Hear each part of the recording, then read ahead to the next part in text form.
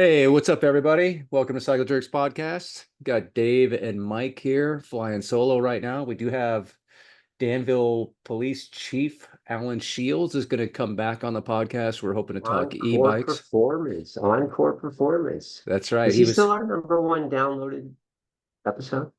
well, no. I mean, Oh, there's definitely a ton there, but okay. yeah, I don't know what the numbers are off the top of the head. Way to stump me right out of Yeah. the gate. Yeah. But he was back on episode 78. Oh my So God. yeah. Yeah. So that's a long time ago. But hopefully he'll remember and get on here with us. But man, we got a lot to talk about. We got the tour going on. You still haven't seen all of Unchained yet, which I don't even know how that's humanly possible. Because I couldn't stop once I started. I finished the whole thing in 2 days. Man, I know, but you are also a tour highlights guy. I'm the full Monty guy. So Yeah. yeah, like, to watch an episode, I got to block out 5 hours and maybe fast forward through two. So, but I'll watch three and then I miss something, so I have to rewind. It's an What illness. It's an yeah, illness. yeah, it's just yeah, it's funny that you feel obligated to watch the whole thing because it's a lot of the same happening for a long time. And but I've said I tried to explain to people. In fairness, first of all, I'm currently since it's not school is not in session, I'm just sitting here doing stuff, right? Mhm. If I'm not out riding. And second of all, like who wins is almost less important to me than how it happened. So like if I fast forward through something and then all of a sudden you find that some guy's got to go up the road, I got to go all the way back and find out, okay, how did he get away? I've got to Right. understand that because I'm truly a student of the team effort and the tactics, you know, Yeah, because by the time I start to watch it, somebody spoiled the end for me on social media. right. Yeah, you can't turn on social media at all if you don't watch it that morning. I Um, was I was getting ready for a ride on Wednesday. I'm down at Pete's Coffee and I went into WhatsApp and I have there's a road group that I ride with and a mountain bike group. And somebody in the bike group writes Tav. I'm like, fuck. It wasn't you know what I mean? It wasn't Instagram, it wasn't Facebook, it wasn't Velo News. It was just like, okay, when I'm done with this ride, are we riding with this group tomorrow? Have they planned a route? And some dude on the mountain bike, I go, I hate you, all you right. know. So Well, everybody was pulling for that to happen, you know. It's interesting, like, you know, the way that they talk about it now. They put him with Eddie Merckx, and it's so these conversations are so silly because there's no way, like Eddie Merckx, he was great in his era, undeniably maybe one of the greatest ever, right, in his era. But Eddie today, with this group of, even just take it to the 80s or the yeah, 90s, no one could be as dominant as Eddie was back then. But there's a lot more athletes. There's a lot more tech. There's just way more of everything. There's specialists now, whereas back then in his day, that really wasn't a thing. So to try to take someone who's a specialist like Cavendish, really just a sprinter, no shot in hell at getting the GC. He yeah, doesn't care about it, right? So right. just because the win total, then everybody wants to, compare Cavendish to Merckx, and they're just completely different riders. Yeah. Um, And not one better or worse. Like you've got what right. it takes to be a sprinter for that long and at that age. On the other Mhm. hand, the fact that Merckx won it in so many different disciplines, right? Which you can't Yeah. do today. That world doesn't exist, but it does speak volumes for, tour winner, tour stages, mountain stages, well, whatever. Yeah. All around, it's pretty impressive. But It yeah, I is. mean, Yeah, you yeah, could you make a can't. case, I think, on either side that each one is more impressive than the other. Yeah. you And so know? why are we going to argue about it? Let's just Right. agree that it's fucking amazing, right? Yeah, yeah. And Yeah. it's funny is like I can't help myself sometimes. Like I'll get on social media and then I go into the comments because I just want to see what people are saying about, Cavendish win. And there's all the old grumpy Eddie Merckx takes about, and then there's the Cav, anyway, it's really interesting how the cycling community absorbs this stuff and what they feel compelled to comment on. It's just, Yeah. yeah, that I, to your point, they're both fucking amazing, both of so them. let's just give credit where credit's due, right? Let's Yeah, not argue over that. Let's not argue over who killed who, as they said yeah, in all the, right, you know. yeah. It's akin Um, to like the Michael Jordan, LeBron James, talk and whatever else. There's all kinds of scenarios where people want to pit people that were the greatest of their era against, you know, yeah. the previous But you era. know what, that kind of I don't know, I think a lot of people walked away from that Mark Cavendish special with Hmm. kind of a different perspective Oh, I on, would Mark, when, for yeah, sure. Me, you can put me in that camp. Sorry to interrupt you. yeah, Yeah. yeah, no, I know, yeah, because you see what he went through and all this, and but now I don't know if he's just is a different person or just now that I see it through a different lens, but I truly love his emotion and his passion. Like, even in the tour, um, in the Unchained, when he Yeah. crashed out, Yep. and he's in the middle of the interview and has just put his head down, Yeah. right? And Yep. there was a line that was pretty interesting. Geraint Thomas said, "Well, you're at 35, why don't you drop out?" Hmm. And he said, "I have too much respect for the race." you Right. know. Now, Yep. whether he'll eventually drop out or not, but you could tell that was like, no, this Tour de France is bigger than, anything. And he just, I have too much respect for it to just drop out. Yeah. So I thought that was pretty cool. Yeah, that Cav doc was like it really changed my whole view of him. I had him kind of as arrogant, maybe a little dirty. Um, I'd seen a couple things. I mean, the guy's had this very long career, and the sprint is the diciest part of any race. Yeah. So if you're going to be a world-class sprinter, you're going to be part of a lot of dicey interactions. Look at what's happening right now with Jasper, and all this talk about, oh, he's the disaster again now all of a sudden just because he's not Yeah. winning. But when you look at like Wout had that issue with him on that one getting boxed in, it's like I don't see how it's not his responsibility to open a lane for Wout. It's his Then you responsibility got to to get hold to the the line. yeah, but nobody's holding a line. You look at the way those guys sprint, they're all like when Cavendish won, he takes off to Yeah. the other side of the road and then Yeah. everybody followed him, and it's like Yeah. everybody's kind of doing their own thing at the very end. They're just trying to blow out as many watts as they possibly can. Yeah. And to think that you're going to have this awareness like, oh, there's somebody on my right wheel, there's somebody on his left wheel too. And, so it's like, I don't know. I just feel like Well, I'm sympathetic to Jasper, especially yeah. And after the Unchained, the original yeah. Well, Unchained. it does Yeah. kind of seem like they're dogpiling now, right? Yeah. Because that Yep. was a common theme within in Unchained. Hmm. But you just made me think of something. I'm off of Jasper for a second, but watching the replay of Cav win, the only thing I could think of was that episode of Seinfeld, like the Frogger. I've been practicing for this all my life. The way he kind of like went like this a couple of times. I'm like, Uh-huh. how did he get there? And it just reminded me of a game of Frogger. Somehow he managed to get, like George trying to get that machine across the street in New York, Right. and then all of a sudden he broke loose. I was just like, wow, Yeah. that's amazing. That was exciting. And I think equally as exciting was the next day. Obviously, I'm invested in Giant success and Groenwagen getting the win. And by a nose, I mean barely. but it was clear. But you wonder what the narrative would be if Jasper won that stage, right?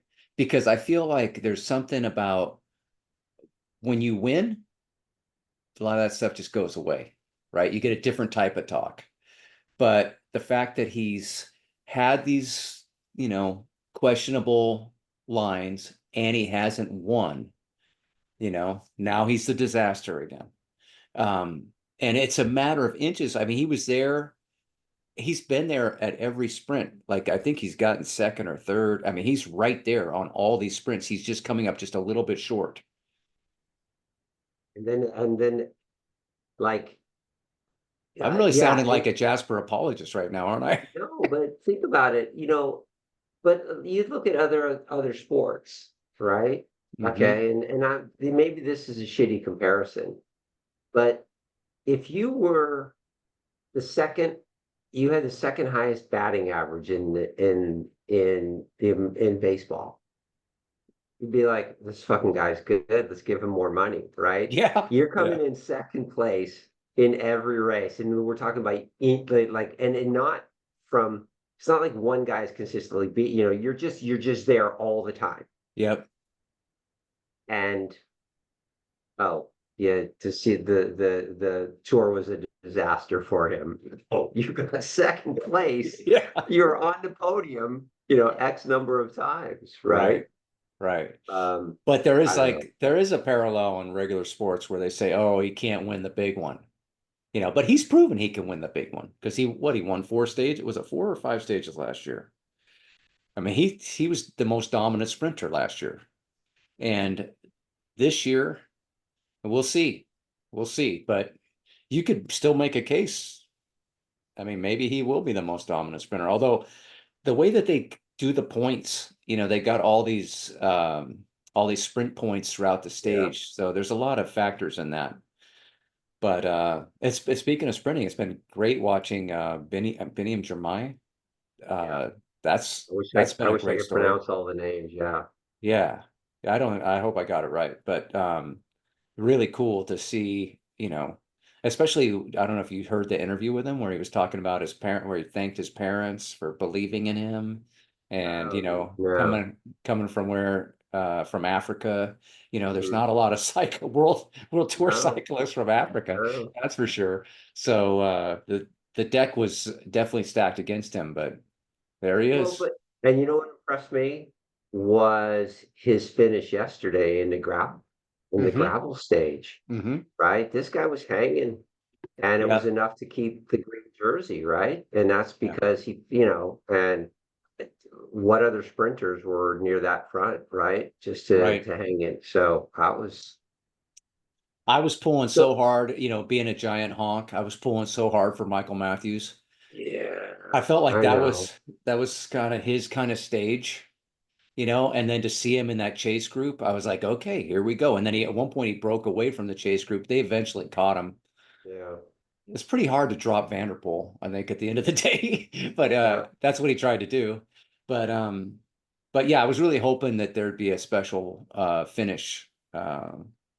But they never Yeah, really rejoined the lead group. The lead group yeah. stayed I'd away. like to see him do something because I just think that he's one of those tweener guys. Like, he's not really a sprinter, you know what I Hmm. mean? But certain stages are made for him. Right. So, He does good on I mean, he's a good climber also. He's not an elite climber, but he's a good climber. So on those stages where it's, tougher stage and there's a chance at the sprint finish, I think, those are the kind of stages he can win. yeah, You saw him yeah, earlier this year in Milan San Remo. He was so close. yeah. No, so it would have been good to Was see it him. did Jasper got him in Milan San Remo, I think. Yeah, Yeah, and it yeah, was Jasper, Matthews, and Bagasha. yeah. Yeah.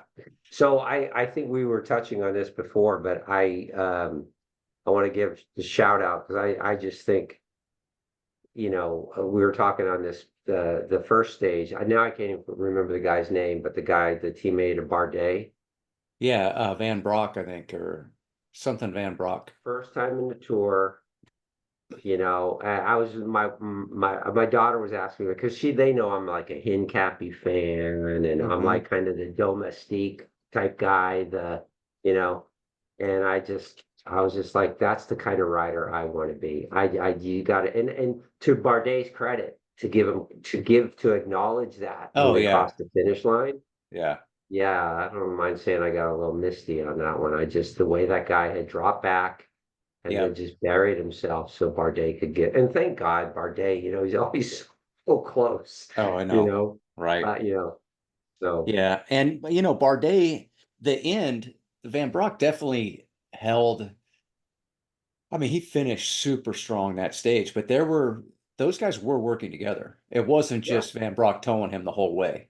I know. Bardet on the climbs was towing up Van Brock. You could make a case that Bardet was towing him also. And Yeah, but the last leg of it, there was this long footage of Van Brock, towing Bardet in, which no made it look question. like it was just a gift, like he just gift wrapped it to Bardet. But Bardet definitely earned Earned it. He earned and it. it was just cool to your point to see the youngster just, it was never, I mean, if it did cross his mind, it, you, to just finish it out and win. Uh, it didn't appear that way. It seemed like it was just like, okay, I got you here, take it, and he just It kind was of cool. peeled off. And then also Bardet when he crossed the line, just pointing over at him and, Yeah. and then post race, all that. Again, I go into the comments because you see this stuff. What did they I see it say? play out, and Where do you everybody's find the time? it doesn't take very long, but yeah, there was a lot of haters on Bardet. It's like, oh, Why? he didn't earn it. There were people saying that, but then some other people who watched the 5 hours like you do Yeah. came back and said, no, no, no, you got it wrong, man. Bardet Yeah. definitely pulled him up some of those tougher climbs. But I've been doing a mixture of highlights and watching it. So it just depends. Like I took a rest day one morning and I got up and it was like 6:45 or something, Mhm. and I turned it on and just watched it all the way to the end. And I've watched a couple stages like that. But I haven't seen the whole stage, but maybe 2.5 hours of it or something. It's hard to it's How's hard to that? How's that for irony? I'm asking you how you find the time to watch the comments, and I find the time to watch 5 hours of yeah, it. yeah. You can watch the comments while you're watching the race because There you go, yeah, multitask. yeah. But Hey, switching topics. yeah, How about this dude in the polka dot? yeah, right. 170 pounds. I So know. did you hear those stats? I didn't, but he's a Okay. big fella. He doesn't look like a climber. All right. So apparently the story is that he was a good climber, but not a great climber. And he said that he was starving himself to try to be a lightweight great climber. And I heard this third hand, right? So I could be Okay. wrong. So he made a decision with the coach that they're going to put on because he's naturally muscular was Yeah, his thing. I'm naturally muscular. So why am I trying to starve myself? Why don't I work on building muscle and adding power? Okay. right.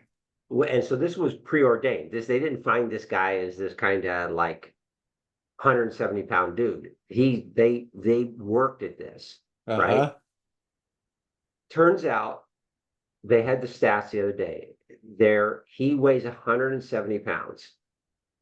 I think the next heaviest or the heaviest person in the peloton is 180. Oh, The lightest in the peloton, brace yourself, 114 pounds. oh, Jesus. Oh my God, right? Like but the average is 154 pounds. Oh, So okay. That's actually yeah, so heavier than I thought. I was surprised by that number too, but but then you probably, we're looking at most of the top elite climbers and they're probably like in 130s or something. I don't Yeah. know. I don't know that for sure, but 154, I was surprised by that.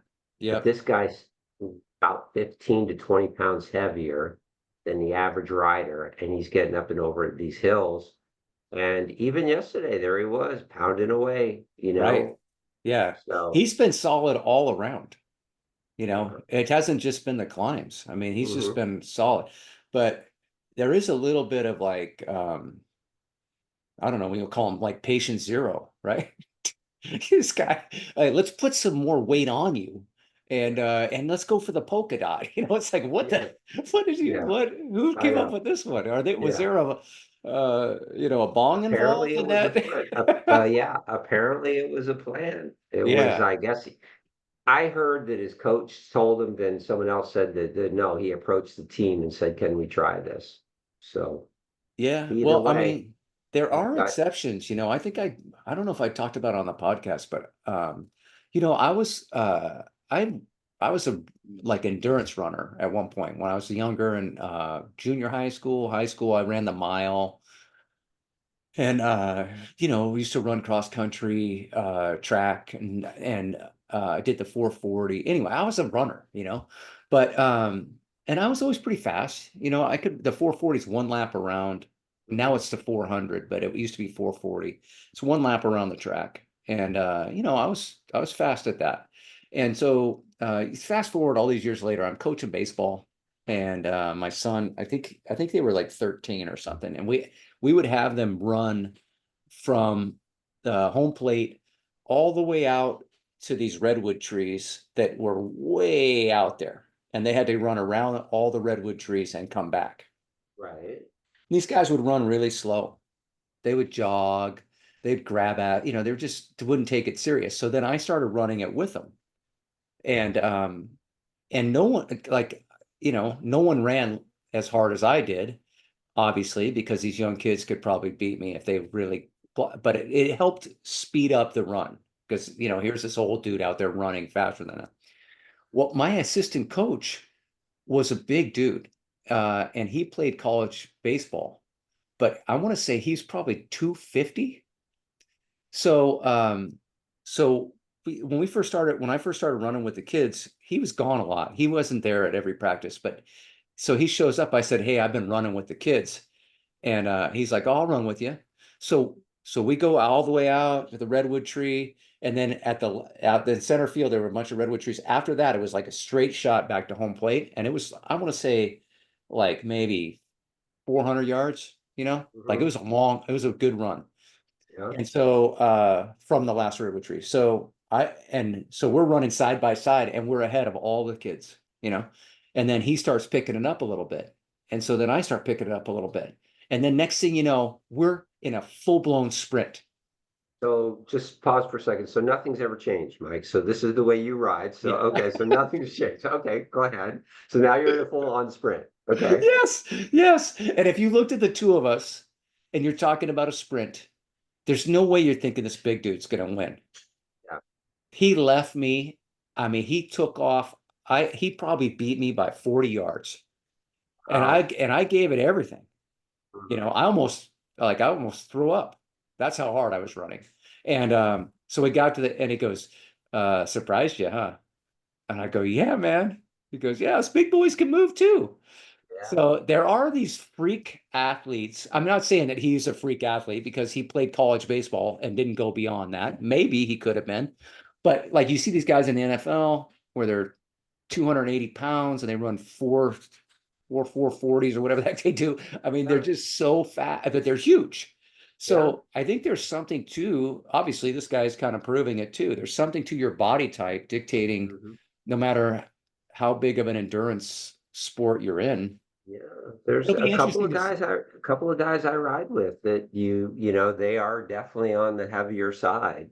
Yeah. And you get them on, you know, a flat thing, and they're just like, to steal the Tim DeClerc name, they're the tractor. They're Yeah. just sitting on the front, just pedaling, pedaling, pedaling, and you're sitting behind them, and you wonder how they do that, but it's impressive that they've, with that weight or that body type, right? Yeah. That they have that kind of cardiovascular endurance, and because it's not what you think. Just like I don't think that this 170-pound guy would be able to get over hills that easily. Yeah. Yeah, yeah. Well, the other side of it is it's still we're just one weekend. and they've only really had a couple of mountain stages. So, Yeah, you yeah, know, I mean, we'll see if this guy can hang on. I yeah. You gotta still got believe 14 that, days. You still got 14 days of riding, dude. yeah, Yeah. yeah. And you gotta believe that maybe some of these smaller climber uh types could be the ones in the polka dot by the end. But who knows? It'd be interesting that to your point about the tour and watching it, there's so many different storylines that are unfolding, even though like maybe the podiums, you know, the people are saying, oh, well, the podium's already set. It's like, well, I don't know about that. It's a strong probability, but that doesn't mean that it's less entertaining because, this whole thing with Remco and I mean, is he going to pull it off? You could see they're going to have to drop him in the mountains. They're going to have to try to make him, that's going to be the big thing to watch is can they get rid of him in the mountains? Because with his TT, I think they got a TT stage near the end of this thing. I mean, you Last could see stage, what, yeah, or you could see where the they, very last stage. oh, the last stage is a TT? Yeah. Can you believe that? Oh, they're not doing the Champs-Élysées? I haven't even really looked No, at. because no, because of the Olympics. So Oh, they're ending in Nice.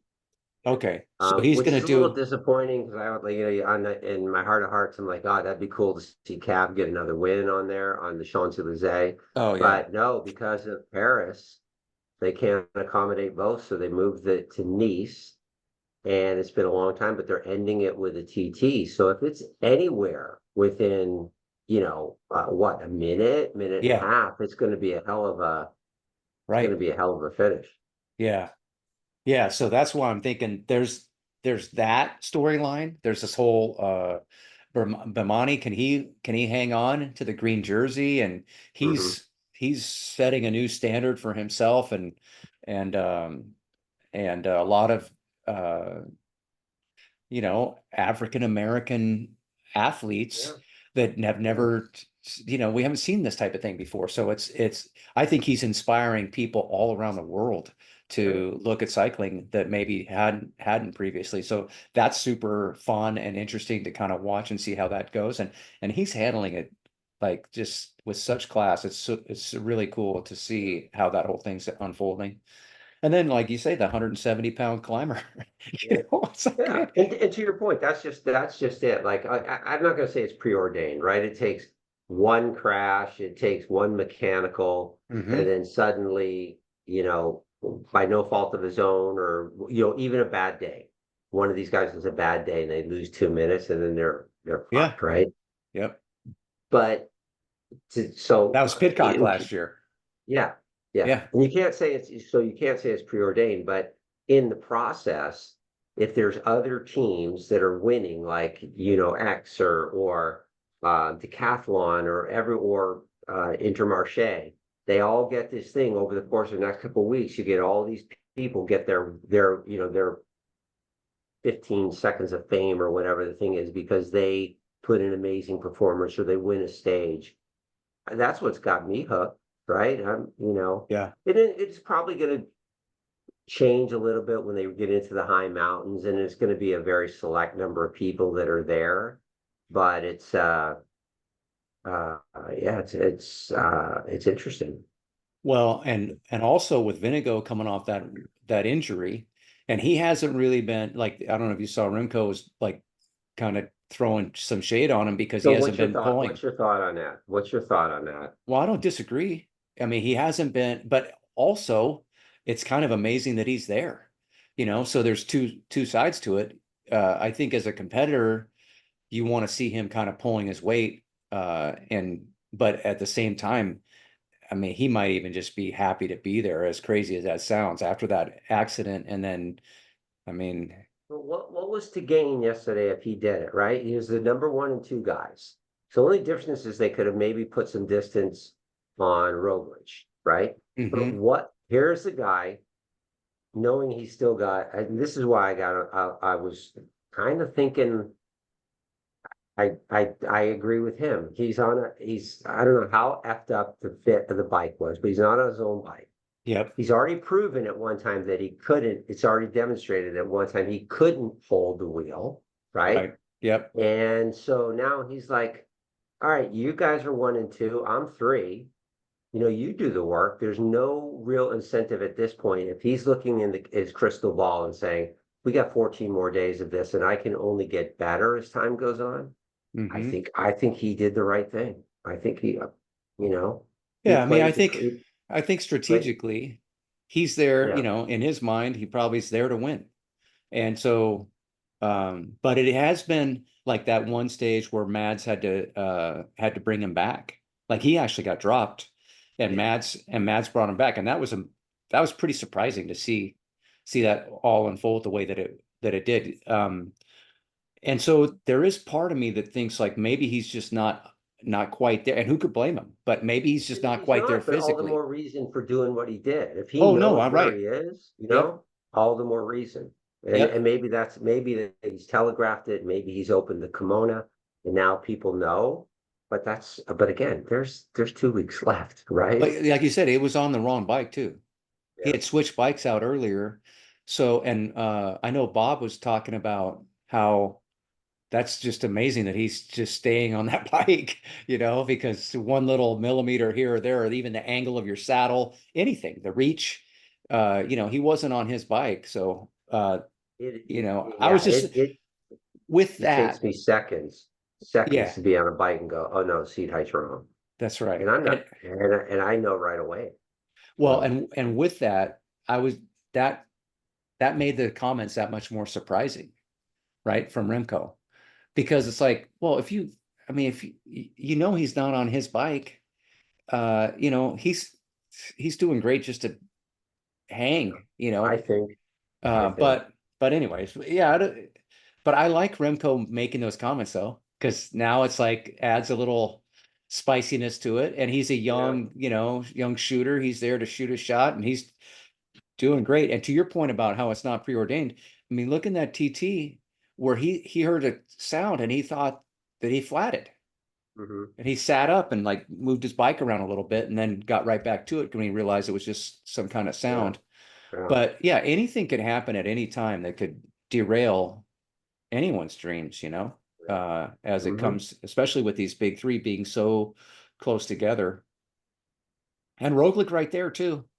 How We'll far see if he back can is stay he? I upright. don't, He's about I, 20 seconds off of Vinigo. yeah. Yeah, it's the way I see it. I think he's like 134 back and Vinigo's 115, something like that. And then Remco is 33 or something like that. Yeah. But What did you think of Paulus?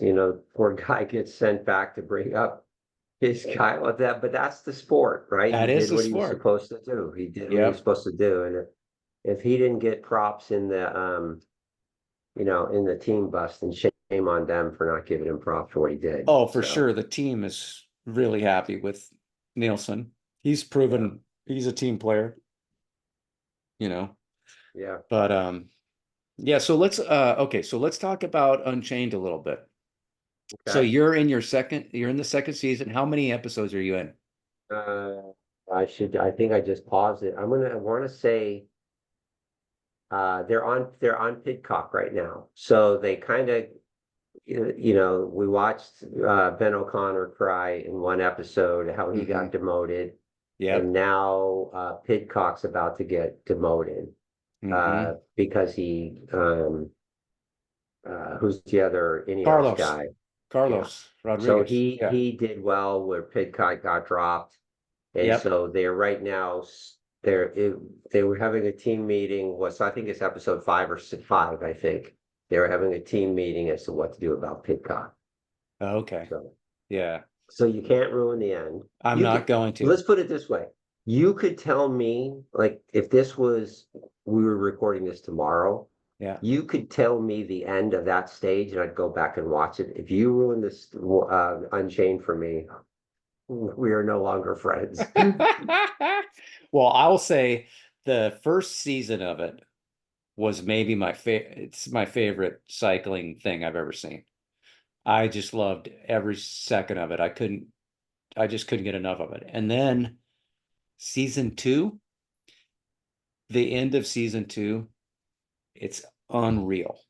And it's How many like episodes are there? 10. I think no, maybe it's eight. I think it's I'll just be done. 8. I'll probably finish tomorrow. Yeah. So just bite your tongue for, Yeah. So I can't wait to chat you up about the last episode because yeah, oh my gosh, so good. yeah. Yeah. But man, So it's so cool that this is a thing that they're doing now. Hopefully we just get installments every year from here on did, out. did they do this year? Because it's really weird to see them talking to Alaphilippe and he's speaking in perfect English. Uh-huh. So did they do that last year or did they have subtitles or something? Because they're just dubbing over, right? They're not, because it's not him speaking. He doesn't speak that good English. Oh, I don't I think know. they're I I didn't think they're even pick dubbing. up on that. Oh, Yeah, I I didn't think pick they're up on that at dubbing all. over these guys and as opposed to putting subtitles in there. And I don't know. Maybe they all speak too good English, and whenever they're on an interview on TV, they're never that crisp. So, uh, Uh-huh. yeah, Right. Yeah, all the like I said, like the first season, I was so rooting for Jasper because of all the disaster talk. yeah, But then in this season, now he's kind of like a little bit cocky, saying he's the greatest sprinter in the world and all this. It's just like, just let other people say that shit, dude. yeah, You don't need to yeah. be, but they're all, you forget that how young these guys are. They're Mhm. just young studs, proving themselves, on the biggest stage. And I think it takes a lot of cockiness. That's one thing, like when we were talking about the Cavendish doc, how I had always kind of thought of him as a cocky, uh, and occasionally dirty rider. Mhm. But you need that cockiness, I think, even though he's not cocky in his real life. Or at least in that documentary, he doesn't come off cocky at all. He comes off the opposite, very humble, very grateful, loves the sport of cycling. And, you know, um, but I think you have to have that, especially in the sprinter, maybe. I think no, I think I think anybody you've on the got to world have tour it in any stage. sport. In Yep, any sport, it yep, is, Mike. It's what we talked about. It's 80% physical and 40% mental. Like if hmm you don't have that belief that you can do that, you know, right, and and I think that was evident in the Ben O'Connor thing, right? I think the pressure yeah, of being a team leader, and then they say, okay, you're fired. We're putting this other guy in. He's the team leader. You're free to get in a breakaway, and suddenly he gets third on a mountain stage, right, right? Whereas yep, he's getting dropped before. So I think that there is so much that gets inside these people's head that you have to go in to believe that you can do it no matter what. And yes, just then the other thing is you got to like be prepared, to take the risks. Like uh, what was the one in that one stage when Balbal or whatever how you say it for Bahrain. yeah, Peo, whatever. I can't. yeah. Some of the names you just can't get. That's Yeah, okay. Yeah. but they crested the thing, and now he's got the breakaway is going to win. You assume, and they said that they made a decision that they were going to go all out on the descent, right? Well, hmm this is going all out on a descent 2 weeks after his teammate died in a crash on a descent, right? So Yeah. you just have to have some way to compartmentalize that. And, you know, hmm um, and it's something that I don't know that I can do. I mean, I still descending Mount Diablo, I'm still slow because a car ran me off the road one time. I can't separate the two. Now I'm not getting paid to do it, Right. but there's got to be some way, most athletes have to be able to separate this from like, even a wide receiver in football. I'm going to catch this ball. I know I'm going to get clocked because I'm in midair and, and my back is turned. I know I'm going to get hammered, but I got to Yep. grab this ball. It's my job, you Yep. know? Yep. And that's the way these guys have got to be. I know I'm up in elbows, but that's what I get paid to do, Right. you know? Yeah. So I mean, yeah, it's a lot to it. Um, yeah. That was yeah, did Well, I don't want to ruin it for you, so I got to keep my mouth shut. But yeah, we'll talk again about it. All right. But it was interesting that Ben O'Connor thing because, like, he's kind, he was behaving like a diva, I think so.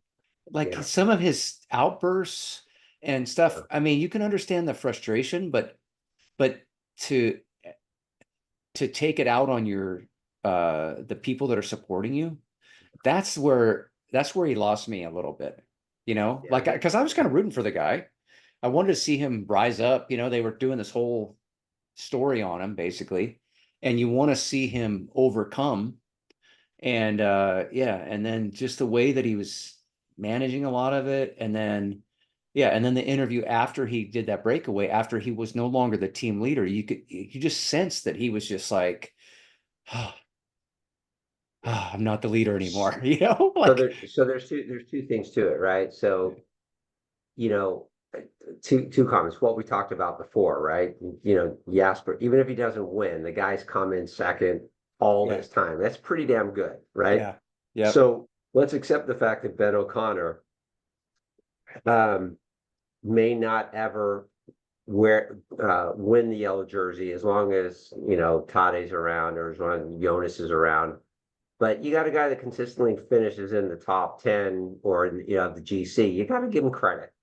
yes, You yes, you have to give him credit. So okay, and so maybe even though and so Bahrain Victorious has to go into this and say, all right, well, he's not as good as the other one, but he's the best we've got, and he's doing really good, and he's on camera a lot, so let's pay him some decent money, and he's our leader. Okay, but the other thing is he was such a prima donna that someone the other day when I was riding said, do you think that like at the end of this, they're a little pissed off at the editors who've like, is he really a prima donna? Or do they just say, let's spice this up and make him sound like a prima donna? Yeah, I don't know. well, okay, that was Wout's big bitch about season one. Wout Yeah. wasn't happy about the way he was portrayed in season one, Oh, but okay. but nobody made Ben O'Connor act that way, you know. Yeah. I mean, Yeah. that was just raw emotion and how he handles adversity, and Yeah. it wasn't good. Yeah. And No media today. No media today. yeah, Step up to the mic and answer the fucking question. well, Okay. not even just that. It was like the outburst when he was on the bike. He comes off the bike and somebody's there to grab the bike, and he just starts blurting out, all this anger, frustration, and it's like, yeah, I just don't agree with that. But everybody handles these things differently. What was the other, what was the thing? And this is what I thought was interesting. He said, the guy driving the car goes, he just got dropped, but he's got the energy to lean into the microphone and go shit, shit, fuck, fuck, fuck, Yeah, fuck. exactly. That's You know, exactly it. Right. like he just got dropped. How does he have the energy to do that? So, It's almost uh, like he was trying to prove to the car that he was upset about it or something. It's yeah, just like, yeah. If I act mad enough, they won't be mad. They will. If I act upset enough, they won't be mad at me. oh, there's No, definitely something to that strategy in life. yeah, I've yeah, seen it firsthand and when I worked at the bike shop. yeah. Yeah, So, I worked for this, it was interesting because I worked for this Italian guy and he had this really bad temper and he would blow up in an instant over nothing sometimes. So perceived at nothing, like I'll give you an example. He was rarely there. Okay. He'd come in the morning, do the cash and adios, One morning he goes into the bathroom and the toilet paper was not on the roll. Right? Somebody had used the last bit of toilet paper, did not put a fresh toilet paper on the roll. So, and we have a huge store. It's like 7,000 square feet. We've got music going, and all of a sudden I hear all this noise, this like ruckus coming from the back of the building. So I walked back there and I thought something was going on back there, like maybe a fight or something. And he comes out of the bath, he's so storming out of the bathroom. And I said, whoa, whoa, whoa. I go, what's going on back here? And he goes, well, what? If anything's going to get done around here, I got to do it myself. Which is so ironic because the guy literally, he never lifted Never a there. wrench in 15 years of owning the store, however long he owned the store. So I learned sometimes like he'd be acting up, be in a mood, and then I would be in a mood, and then he'd be nice to me. But my mood was completely fake because Right. I'm not really in a mood very often, you know? Yeah. Yeah. So my mood was fake, and then I would get that type of reaction. So there might be something to that Ben thing, Yeah. thinking if I don't make a big scene here, then when I get in the van later, I'm going to get roasted. Yeah. And so that could be something to that. But yeah, I just don't think Yeah. he came off very good. I've always liked him. I always thought he had a Mhm. chance at the GC. But after seeing it now, even though he's got that talent, and I mentioned I coached baseball all those years, and they always talk in baseball, they always talk about somebody's makeup, right? Their Mhm. mental makeup. How do they deal with adversity? That's the biggest thing. Like you want to be just even keel, right? Some days are good, some days are bad. You're just riding right in the middle. Cool breeze, I used to call it. And he's not a cool breeze. Yeah. He's just too emotional. And over the course of 21 days, shit's going to go wrong. There's going to be days where it doesn't go wrong or it doesn't go right. And Right. you're going to Right. have to deal with that. And I think your ability to make these small moments, just deal with them and still perform at the highest level and overcome these little small hurdles along the way. Yeah. I think that's the separator between like a Todd A and a Ben O'Connor. Yeah, I don't know. I agree with you. I don't, and I used to be that way. Now it's just I go from like euphoric to Mach 7 in like I'm out of my mind, and I've seen it. I lose my shit and I hate it. Hmm. I hate it, but I don't like and I hate it. And especially not so much because I do it so much as there was a time at which I I wasn't that way. I'd be like, yeah, whatever, you know. Hmm. Um and so and it does definitely affect my performance, right? I know, like if all of a sudden it gets in my head and I start getting pissed, like I just like can't separate it and just do what I'm there to do, right? So and that's probably one of the things that's one of the beauty things of Pagacha, right? He's just like the guy is just like whatever, you Yeah. know. Yep. Oh, yeah, not lost the yellow jersey. Okay, high five, I don't know. That's at least the appearance he gives. I don't know what happens in the bus, and I don't care. I don't know what happens when he gets home and he's talking to his girlfriend or not, but he definitely seems to be like, we live to fight another day. We'll just fix it tomorrow. Right. So Yeah. And I think like he's really special in that regard. Like today, I just fire up Instagram for a second. And I see this clip of him riding the UAA teams riding along, and there's a father and a son riding alongside of him. This little kid, and the kid's got a yellow. I think he's wearing a Visma jersey. Toddy rolls over to him, hands him his water bottle, and just little stupid stuff like that. No one else on the team's doing this, you know. And here's the biggest star in the sport, arguably. I mean, I don't know, you can't really say that, but he's one of the biggest stars. And so just his approach to the whole thing. And I keep going back to that Milan San Remo where he got third, and he said he was holding I think it was Michael Matthews' kid, and he said, "This is my favorite podium of all time." And he got third place, yeah, but he was just loving it because he was friends with both the guys that finished 1 and 2, and he was holding a mhm, kid, and he was just having a yeah, great moment. yeah, So I don't know if yeah. that was sincere or if he was just, caught up in the sentiment Yeah. at the moment, but But if it's so, it seems to be that way consistently, race in, race out, day in, day out, year in, year out, that there's got to be some kind of mental level, whatever, level-headedness yep. that goes with it. and maybe it's a lot easier when you know you're that good. You could be supremely confident that, Yeah, I'll be back tomorrow and watch out. But right. yeah, it's just something that, there was a time at which that's the kind of way I was, and I never thought about it. I got up to bat and played baseball, and I never thought about it. I just got up there. Of course I'm going to hit the ball, And Hmm. then now, as you get older, you start to think about it, and then it gets in the way, and then you get pissed, and it's just, I don't know. Same thing on the bike. You should have heard me when I went down the other day. My God, I Oh, I crashed in did. San I did hear Francisco. because I ran into Brisboe and he was telling me Oh, about it. He's like, "Oh, yeah. Dave gets he was all wound up Yeah, just well, because you hurt I'm not, because another person was injured." That's what he said. He goes, yeah, that yeah, bothered me. That bothered me. But in retrospect now, though, the guy that I took down, yeah, why couldn't he be like that guy that bunny hopped Mads Pedersen? Like, I'm gonna have a talk with him.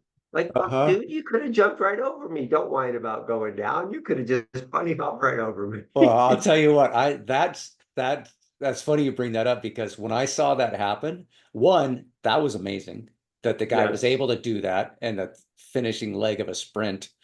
And then it brought back because Bo and I on our trip, I like to descend pretty fast. I don't feel like I'm reckless. Someone else can watch me ride down a hill and say, wow, he's really reckless.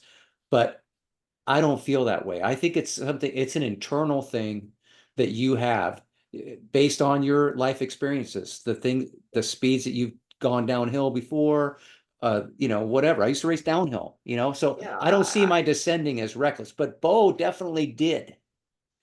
So he would say these things about me being reckless or, there's no hurry, so he just make these comments to make, Yeah. and I'm just like, I don't, whatever he's saying, I didn't feel that way at all. But there was a one time where I was descending, I think it was, it doesn't matter, one of these epic mountains in France. And, there were like these little, ground hogs. They were running across the road and Uh-huh. they were fast and they would just dart out real quick. And there was one corner where I come around the corner, I was going fast and the guy darted out, but it wasn't close to where like I had to bunny hop or anything. But yeah, anyway, this just reminded me of this conversation that I had with Bo. I said, well, if one of Yeah. those things darts out in front of me, I'm just going to bunny hop it. He's like, oh, you're Yeah. just, going to bunny hop it. It's like, Yeah. yeah, yeah, that's what, but that may seem like some braggadocious kind of comment or something. But it's like I grew up racing BMX. We bunny hopped everything. I used to bunny hop onto a picnic table, bunny Yeah. hopping over a little squirrel. I don't know, so it's different for I, everybody. But still, as somebody who's bunny hopped a lot of shit in his life, seeing that guy bunny hop a yeah. sprinter in I mean, it was like, what on earth? That, But the thing is, I think like what you said, you probably not until you brought it up, hmm but your instincts would have taken over, right? And that's what this maybe. guy was. He spent so much time on his bike. He didn't say, "Oh, he went down. I better bunny hop him." He just did it. Yeah, His instincts just took over, and right. that's what would have happened with that little groundhog or whatever it was. And Well, so I think, maybe. Right. I'm not yeah, so arrogant to think that something couldn't happen. no, Just the other day I was coming down Mendenhall going pretty good. And there's like this corner, it's got a little bit of gravel in it. So it's a little bit dodgy. You have to really watch your line. And on the inside of that corner was a deer. And I didn't see him. And I'm not, I'm going pretty good. It's a steep descent. And that thing panicked, turned, and ran right in front of me. And thankfully it kept going, but it was close. that would have And hurt. that would be one where you just going over the bars. Yeah. Yeah. Yeah, You're not bunny hopping a deer. I've seen I've seen the damage they can do to cars. You don't even want to know. Yeah. Yeah. I had a buddy of mine. I think it's safe to say also before I tell this last little thing, I don't think Alan's going to join us today. Yeah, I'm getting that sense. Yeah. But look at it this way. Now we have 5:30. guests for the next 3 weeks. So we're all Okay. Yeah. set. We got All this right. one. Yeah. Yeah. We'll see if we can get him Listen, the back on guy's the schedule. first of all, that he's a huge first of all, he's fantastic. The guy he's a cyclist, he's a fantastic guy. But let's also you know, maybe he just forgot, or he's the chief of police. There might be a robbery going on Yeah. somewhere, Yeah, he's a public servant, Yeah, Yeah, you can only yeah, be so available, yeah. Yeah, All so right. no I'll worries. put We'll him get in the Alan. holding tank until I'm done with my podcast. There you go. Yeah. Well, we'll get him back on because we really do Yeah, want for to sure. talk about e-bikes and all these these all these different e-vehicles that are in the marketplace now, and the lack of laws surrounding Yeah. them, and some of the shenanigans that you see firsthand while you're out there. It's pretty wild, you know. Yeah, and and that's how the whole thing came about is having taught at a middle school and watching these kids come to school on these things. And they're good kids. I'm not saying that they're bad kids, Yeah. but the watching the way they ride them. And I actually posted something on Facebook on my own personal thing, and the response was unbelievable. And everyone sharing the same sentiment. Like, I didn't go through the comments and see anyone go, yeah, Dave, you got this all wrong. Like, it was all just like, not necessarily against it, but against how they were riding and the lack of training and the risk to themselves. And so, and to Alan's credit, what I want, I mean, this is kind of out of his hands. Like, he can't make the rules, he can Right. enforce them, Yeah. but he has. If you look on his, if you look at all the stuff that his team, the Danville Police, the posters, the signage, the effort that they're putting into in stationing people to actually talk to people and hand out flyers and stuff. He's 100% like in favor of trying to make this as safe as he can, knowing that he can't say you can't ride this thing, or you didn't, let me see your certification. You didn't go to certification because there isn't a certification requirement. Yeah. So he's all over this and he's on our same page. But I just think, like he did when he was on the first time with us, when he just said, take the lane. You know what I Right. mean? He'll have a perspective of what's legal and what's not legal and recommendations. And I just think it should put, I don't know, just bring some clarity to the whole thing. So I'm super anxious to get him back on and talk about this.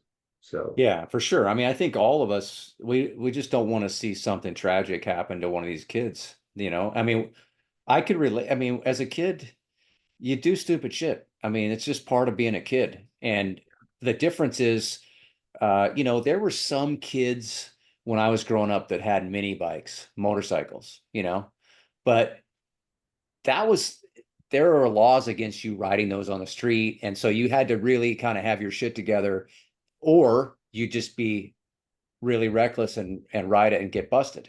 Where here, it's just a different situation because these I mean, there's no age range.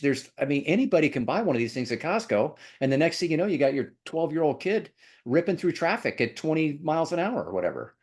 It's really yeah, we just don't want to see anything tragic happen to a young kid. and it's funny that you're saying that. I mean, that's my reason for this, right? Hmm.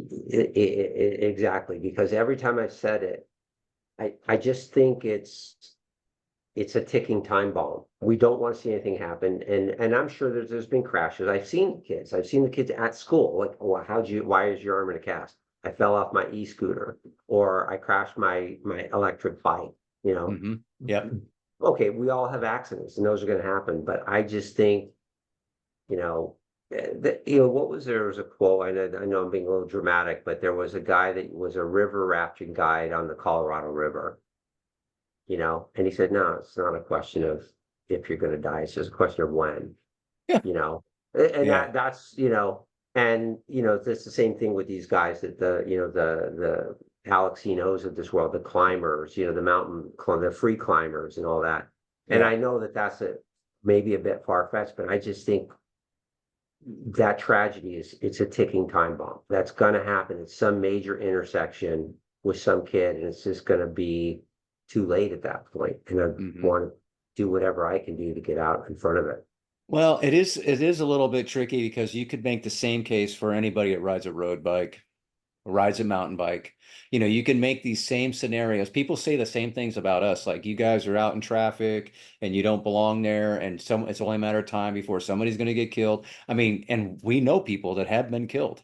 So there's risk associated with just about everything that's a lot of fun. Certainly if it's got involves adrenaline or transportation, there's risk involved, and probably a lot of other things too, but just off the top. And then, but the trick is to try to mitigate that risk. And I don't think that there's a lot of mitigation happening right now with these young people on these e vehicles. And that's Right. And I'm not saying anything that hasn't been said before, but Mike, and I'm not saying it's right, okay? But we as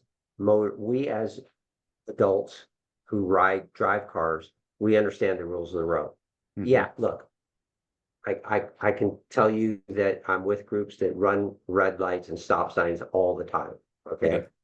But when that's happening, there is always a certain level of caution that's Yes. happened, right? Yep. And we are out there knowing the rules of the road. Unfortunately, these guys are out there not knowing the rules of the road. And if we do, to your point, the mitigation, okay, we set an age limit, they go through some kind of training, they're taught the rules of the road, they got some kind of permit, the accident happens. We've done everything that we can do to mitigate the risk, Yeah. right? Even the We're helmet, I think a helmet standard, you know, maybe not a bicycle helmet even, some of these bikes you can hot wire and make them go 40 plus miles an hour, so yeah, anyway, so it'll be good to have Alan back on, and looking we'll forward to it. chat about it. All right, Yeah. let's wrap this thing up. I had another story I was going to tell, but we'll save that for another day. Okay. Um, And you can share that story when we talk about the end of Unchained. yes. Yeah. We're going to have a really good talk about that. That's All going to be right. good. I can't All wait. right. All All right, right. Fast. All right. Well, that's it for this episode. Like I say, Alan was a no-show, but that's okay. He's out there making our streets safer. Yeah. I want to thank everybody Cool. for listening to us week in and week out. We appreciate you. And that's going to do it. We'll see you next Very much week. so. So hopefully see you next week. Thanks, guys. Yep. See ya.